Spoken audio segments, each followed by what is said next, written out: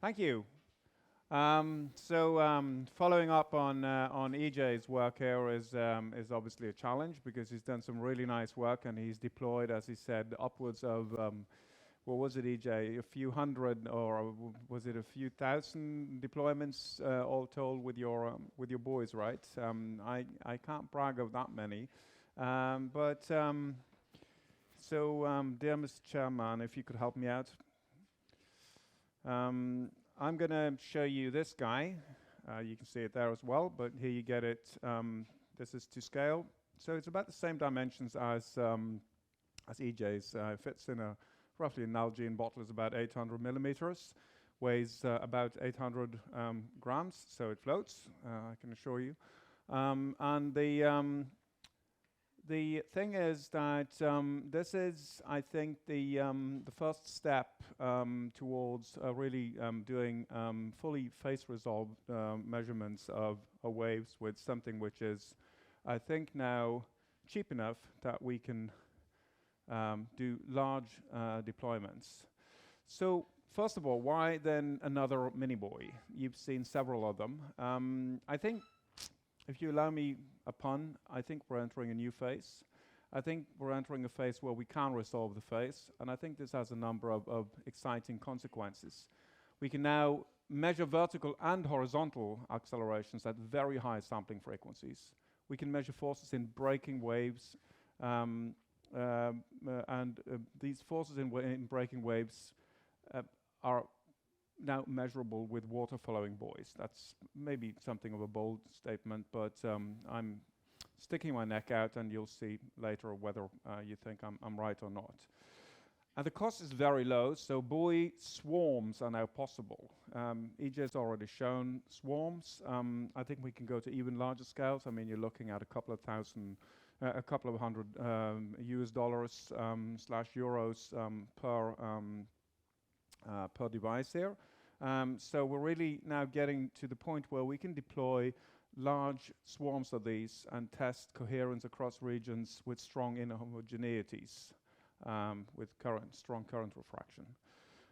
So that's exciting. And behind all this, of course, is the charms of microelectromechanical systems. This is basically a buoy on a chip. Inside this guy sits just a PCB, a printed circuit board, with a few components. These few components, it's a small Ardhuin. That's a microcontroller.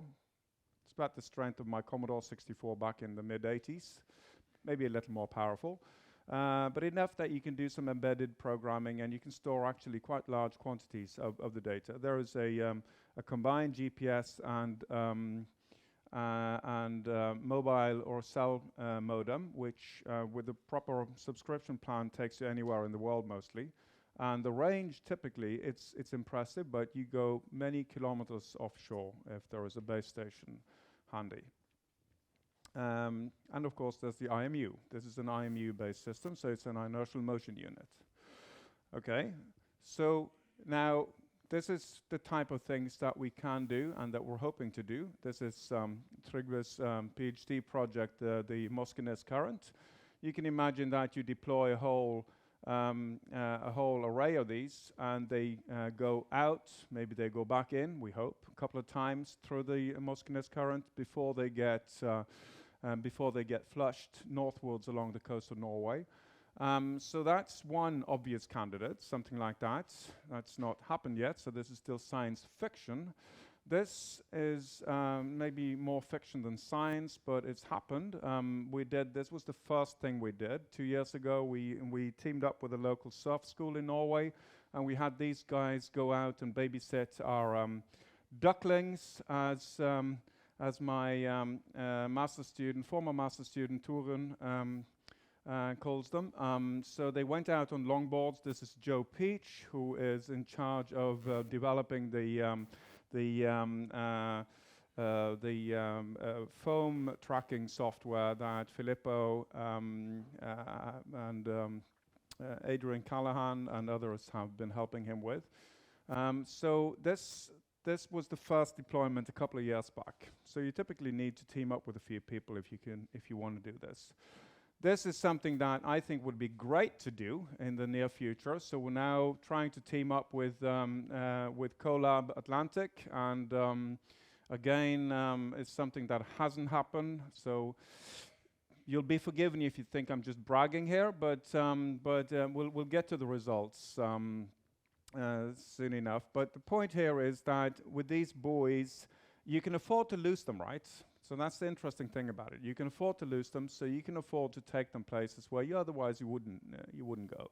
And with the right skills on jet ski, you can deploy them, hopefully on the outside of something like that. All right, see the poster on stereo images of surf on Nazare by Filippo and others. It hangs out there. Now, the small friendly buoy, as it's called, SFY, at a glance. It samples at 208 hertz, and it downsamples to 52 hertz. And I'll get to why we need that kind of sampling rate. It measures the vertical acceleration, it measures the horizontal acceleration, which is important.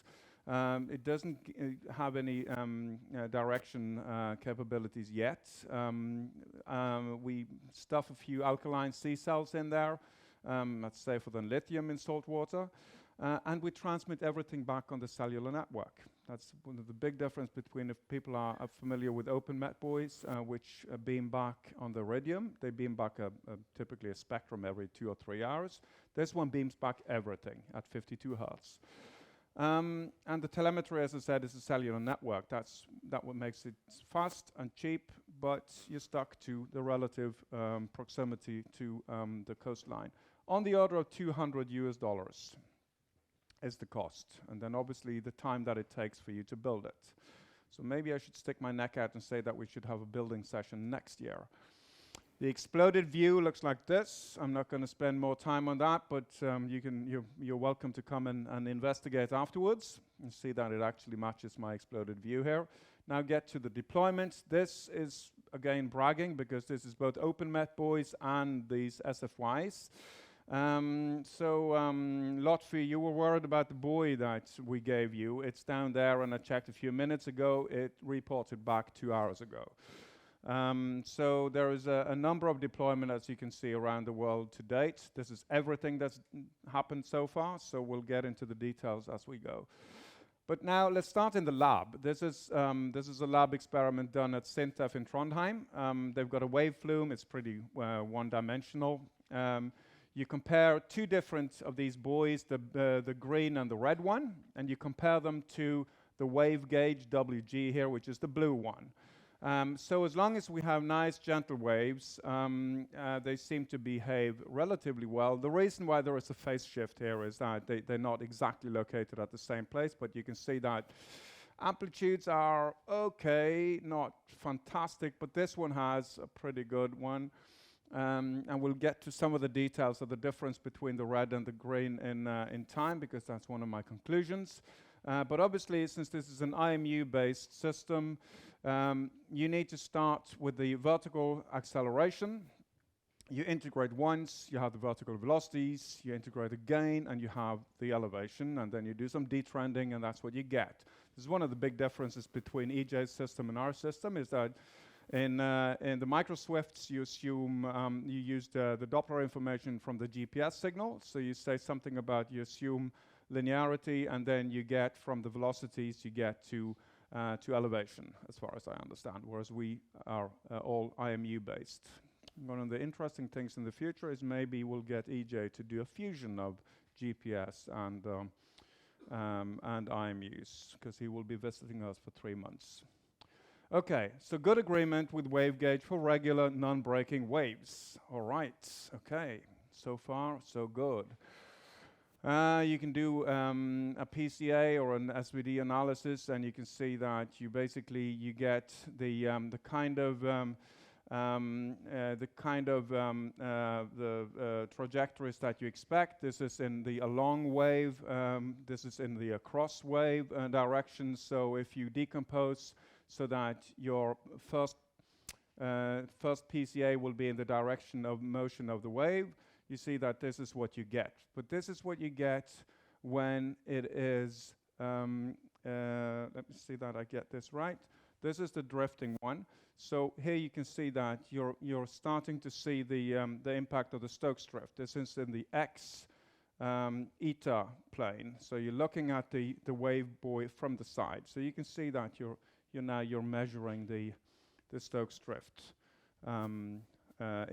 still in the lab. Now let's see what else happens. We get the spectral peaks right. We get the higher harmonics right. Again, WG, the wave gauge, is the blue one. So that's the one that is our truth. And we see that we get pretty good measurements going up to the higher harmonics. They start to diverge up here at something like a little over 2 hertz in this case, but all the higher harmonics below that seems to be matching up pretty well with the wave gauge. All right, but what happens when the wave breaks? So this is a picture of these three of these guys, actually 4 of these guys together, and then you got the wave gauge here on the side, and this is as the wave is about to break over them. Now what's going to happen? Well, now, and that's one of the big things, is the time that these 2 guys start to diverge. One samples at 52 hertz, the other one samples at 208 hertz and then down samples. Now the difference, the vertical acceleration is this one, and now pay attention to the green and the red one. They look pretty similar. They're not exactly in the same location, so don't worry too much about that, but from the vertical accelerations, they don't look awfully different, right? I mean, it's more or less the same thing. You can see where the wave breaks, boom, and then off they go after that. But then, when you integrate twice and you get the elevation out, what you get when you compare to the wave gauge is that the green one seems to have some horrible low frequency behavior, whereas the one that samples at 208 hertz seems to be reproducing pretty well the actual elevation of in the tank. So what we take away from that is something that I've been discussing this with a number of people over the past couple of days, is that when you have a small buoy, but let's say these dimensions, you're getting very, very sensitive to wave breaking.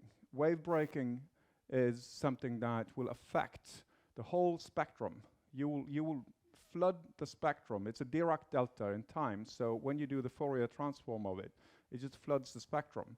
So you get all kinds of nasty effects going on. Obviously, you can filter them out, but if you're after them, you don't necessarily want to filter them out. And if you can afford to sample it at an appropriate frequency, then it's probably recommended that you do that. So in this case, what we're saying is that there's a huge difference between sampling at 208 hertz and then downsampling rather than sampling directly at 52 hertz.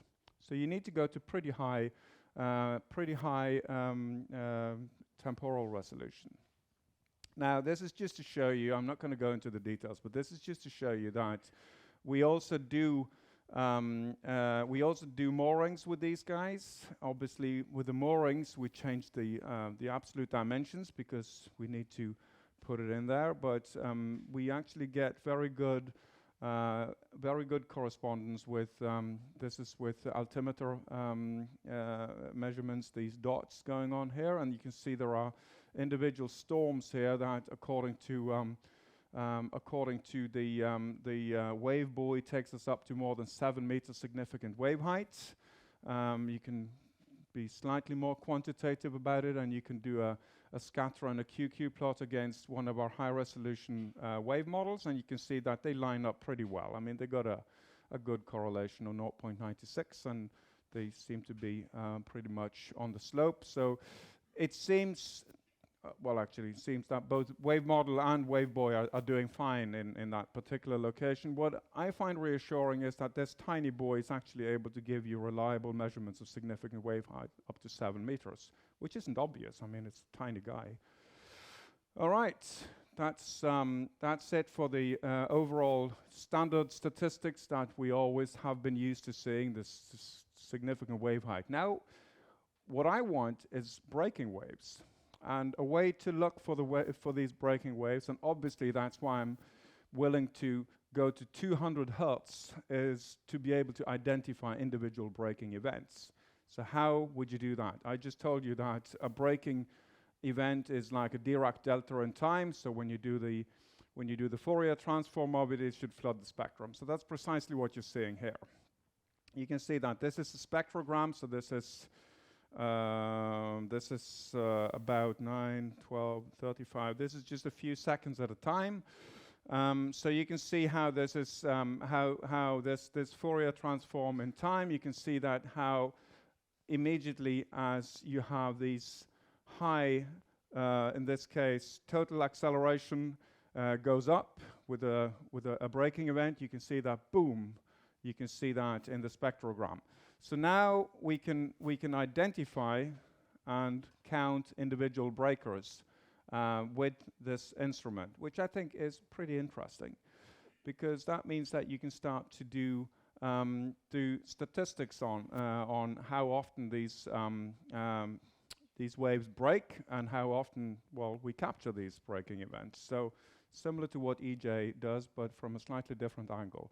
Now, and this is the work of my former master student, Torunn Seldal. Torunn is partly on our nickel, traveling the world because she likes to surf. We don't pay for the surfing, but we pay for her to bring two of these guys from now on, called R and Y, I believe, red and yellow. These two guys she's traveling the world with, and this is from Green Bowl in Australia. In Indonesia, sorry, Bali. This is just to show that we get obviously also regular wave spectra out of these guys. I don't want to dwell on this one. What I would like to show is that in proper conditions, you also do exactly the same as I've shown before. You can identify individual breaking events with these measurements. Can we do more? Yes, we can do more. We can, so in this case, we can take the horizontal view again. We're now seeing the wave buoy from the side. The wave buoy starts at this black dot here. There is one red dot for every second. You can see that as the wave passes over the wave buoy, you get to point A, and you can see that the wave buoy is now, this is the red one, it's sitting here, and there is a babysitter just nearby. Then a second later, you get this situation. So now, let me see, now the buoy is just about, so it's getting sucked back, and then a second later, it breaks. And this is the wave buoy again, and now you're at sea. And after that, it shoots forward, or sorry, it shoots forward, and then it gets sucked backwards until it gets to the final point, which is here. I'm not absolutely sure about the elevations, but I think they're fairly good. So there may still be some data processing to be done, but I'm quite convinced about the measurements we're getting here. Now, that's good. So now we can see that we think we can reconstruct the trajectories of these guys. So we're now claiming that these are water following, right? And this is a picture taken by one of the surfers that was helping out with this experiment. This is another experiment. This is in Oahu. So she gets to travel around a bit. This is now we're in January 2024, so a few months ago. And this is the first one. Then a second later, it looks like this. And now, if this video works,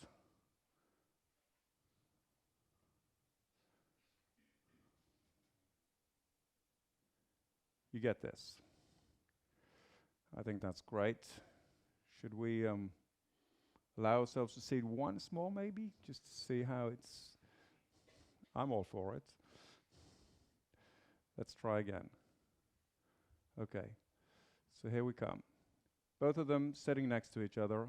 Then try to follow it. See as they go up and down. And now let's see. Oops. This is a picture taken from the GoPro, and you can see that these guys are here upside down. And it's my claim that they're pretty much water following. And it's one of the things that I think maybe we were just lucky, but this design is quite good for that. It's got a collar, as you can see, which sits at about 80% of the height. And that seems to be quite good for having them follow the motion of the wave around. It's hard to be absolutely sure that they, of course, are fully water following. They never will be, but I think they're doing a pretty good job. I think that these measurements here are showing that. Again, Y and R, yellow and red. You start at, so this is the point of breaking. You start at the, I forget which is the starting point here, but I think they get pulled back like this, and then they go forward, and then they go like this. Again, it's the horizontal view here, as you can see, from the side, and the two of them seem to do qualitatively almost the same thing. So I think this is promising. It's still not quantitative enough that we can really draw the full conclusions from it. But now, at least the kind of vertical accelerations we see are on the order of 15 g.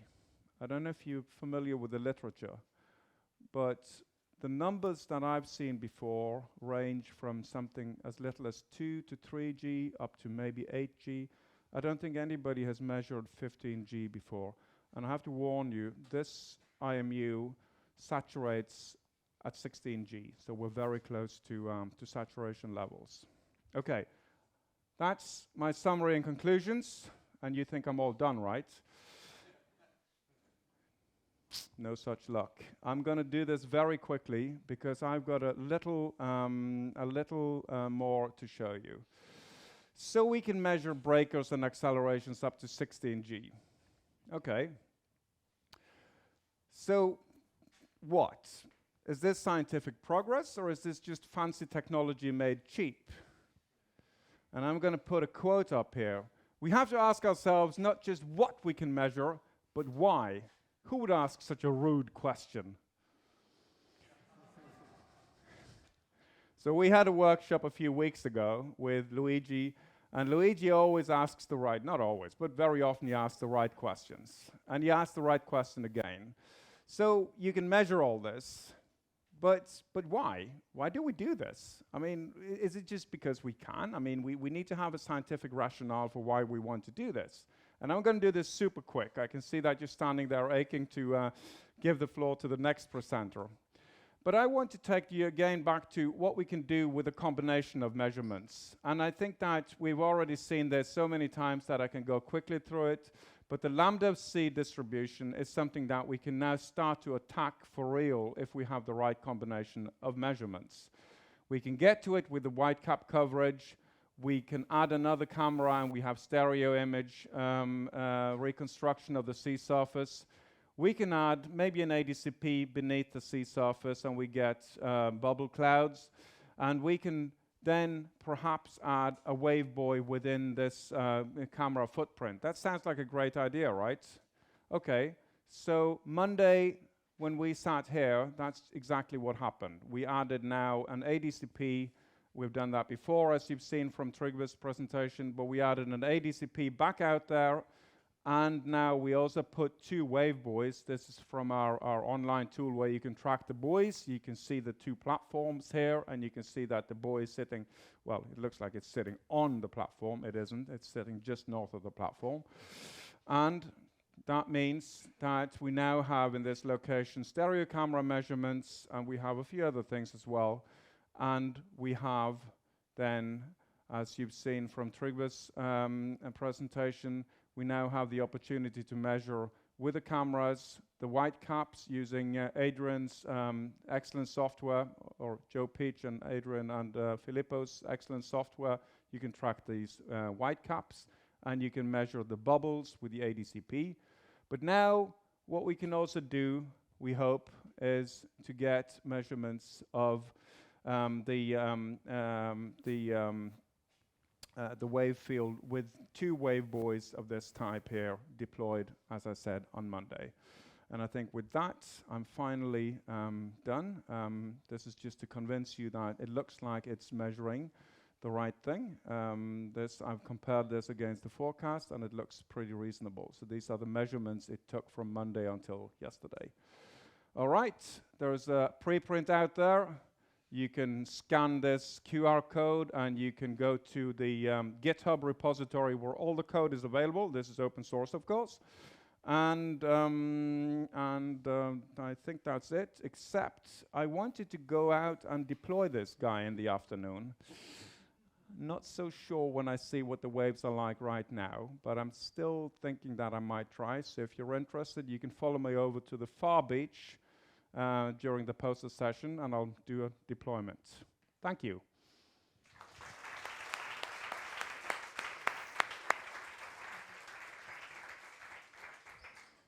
Thank you.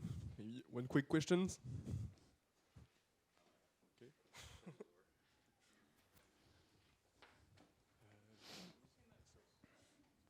Okay. We can speak at the same time. No, thank you, Oyvind. Incredibly fascinating. I was looking at your time signals where you use your Fourier transform spectrogram to see the breaking events.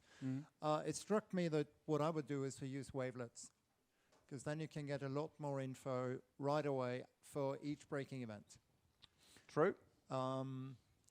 Or something like proper orthogonal decomposition tools. So there's a lot you can do. Yep. Throw at this. Absolutely. Brilliant master students. But yeah, indeed she is. But a firework display like this at least gives you an indication of when the breaking happened quickly. Yeah. Bia? How resistant, like, can you throw this from where? And it's still gonna work? Ooh, I think I would comfortably throw it a few meters. I mean, if it can survive 16G, these guys are still measuring, right? So it means that it's taken a beating. So I would be comfortable throwing it from, I don't know, at least a few meters. I know that, EJ, you've done similar, you've done airdrops of the of your Nalgene bottles, right? So I think, but then maybe you do them with parachutes, or?